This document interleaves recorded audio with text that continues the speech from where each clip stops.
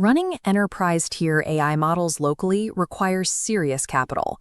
Hitting the API endpoints for Claude Opus 4.6 and Gemini 3.1 Pro with the volume required for autonomous coding agents will drain a standard developer budget in hours. Rate limits block your throughput, and token costs drain your wallet. Yet deep within certain developer circles, local environments are executing massive, high-throughput queries against these exact premium models completely free of charge. You either pay standard metered rates on the left or use an exploit to execute a Claude 4.6 query on the right for zero cost. The tool enabling this is opencode-antigravity-auth. It acts as a local load balancer and a highly sophisticated OAuth interceptor.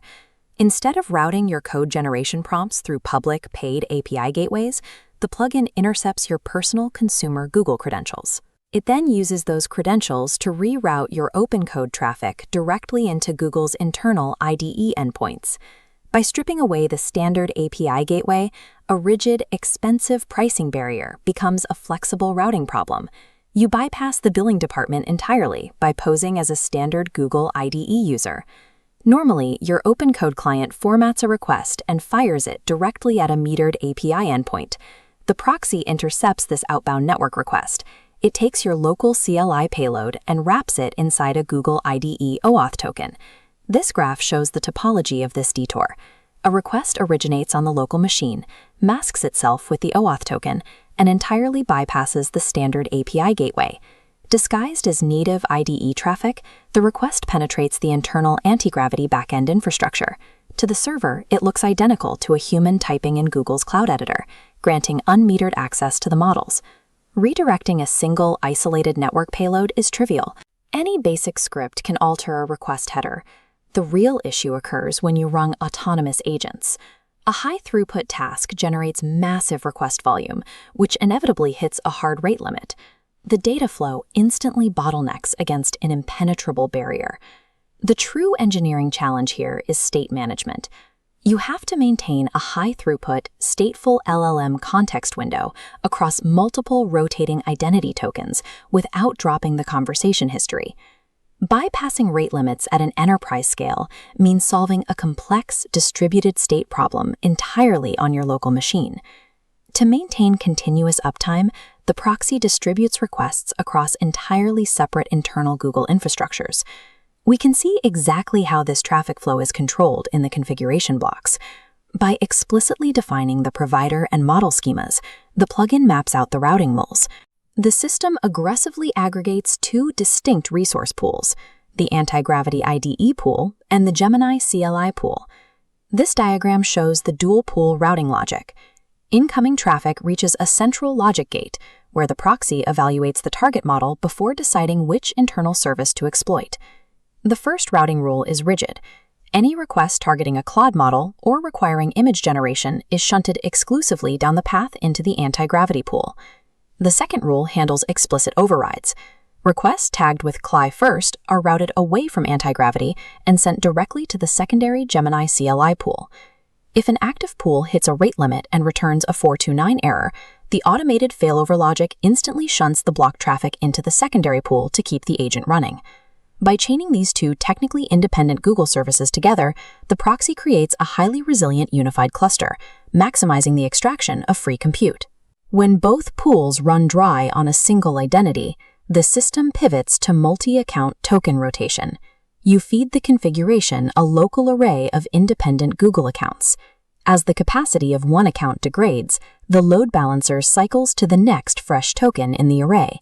Aggressively cycling accounts carries a severe detection risk. To mitigate this, the proxy uses a parameter called soft quota threshold %. This is a strict fail-open logic system. It intentionally halts all usage on a specific account the moment it reaches 90% of its perceived limit. Fully exhausting a quota pool is an anomaly. Human users rarely drain their IDE tokens to zero. Hitting that hard ceiling triggers Google's backend defensive mechanisms. Creating a resilient local load balancer requires extreme precision. The system survives by knowing exactly when to stop using available compute to evade systemic detection. Token rotation introduces a massive fundamental conflict. You must choose between rapid token switching and preserving LLM context. Breaking an ongoing session connection mid-process is violently destructive to the agent's reasoning. The scheduling mode configuration forces you to pick a side. You have to choose between the aggressive balance strategy and the default cache-first strategy. If you configure the proxy to balance mode, hitting a rate limit immediately triggers a token switch. This instantly severs the current session connection. That connection is critical because of the prompt cache, or KV cache. This is a massive block of server-side memory that holds the entire conversation history of your LLM. This chart compares the compute overhead and wait times of the balance mode against the cache-first mode. On the top timeline, the balance mode executes an immediate token switch. The server-side cache is destroyed, forcing the new token to execute a massive, time-consuming reprocessing of the entire context window. On the bottom timeline, the cache-first strategy deliberately pauses. It waits up to 60 seconds for the current token's rate limit to expire, keeping the prompt cache completely intact. Once the wait period clears, the request proceeds instantly. It bypasses the massive reprocessing delay caused by jumping to a new account. Rebuilding an LLM prompt cache on a new token costs significantly more in sheer latency than deliberately waiting out your current token's rate limit. Network routing solves the throughput problem, but the exploit is still highly vulnerable at the data payload layer. Consumer-facing APIs usually have forgiving input sanitization. They clean up sloppy requests. Internal Google endpoints do not. The Antigravity infrastructure enforces strict protobuf JSON validation on every single incoming request. If the syntax isn't perfect, the request is killed. This creates a severe failure cascade when the proxy interacts with third-party Model Context Protocol, or MCP, servers that output malformed schemas. For example, if an MCP toolkey starts with a number, the internal Google API immediately throws a 400 parameter error and entirely halts the proxy. Hijacking internal APIs requires absolutely flawless schema compliance. The enterprise host infrastructure will not correct your client-side formatting errors. From the local developer's perspective, the system is a perfect loop, but from Google's backend infrastructure, the proxy's behavior leaves an obvious imprint. Backend security systems are designed to scan massive datasets and lock onto unnatural behavioral patterns. The core operational flaw of this exploit is request velocity. An automated open code agent fires off queries at a speed no human could ever match. This telemetry dashboard contrasts the erratic token requests of a human IDE user against the machine gun velocity of an automated open code agent. The agent's graph breaches the threshold immediately. It is mathematically impossible for a human to generate these token counts manually.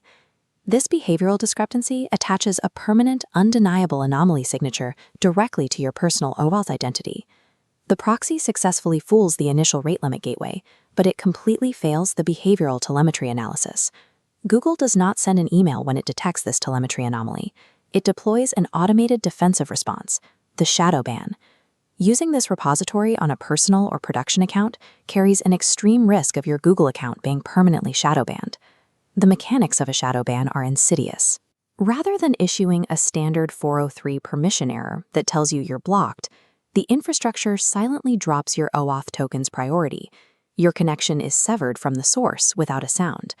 The infrastructure restricts your access strictly at the network layer. It degrades your performance to zero without ever formally notifying the local proxy client. This exposes a critical architectural truth regarding identity-based rate limiting systems. Federated identity systems are structurally vulnerable to horizontal token pooling. You can bypass API constraints through clever systems engineering and multi-account rotation, but the telemetry footprint of an AI agent will always, eventually, betray the exploit. Check the link in the description to see the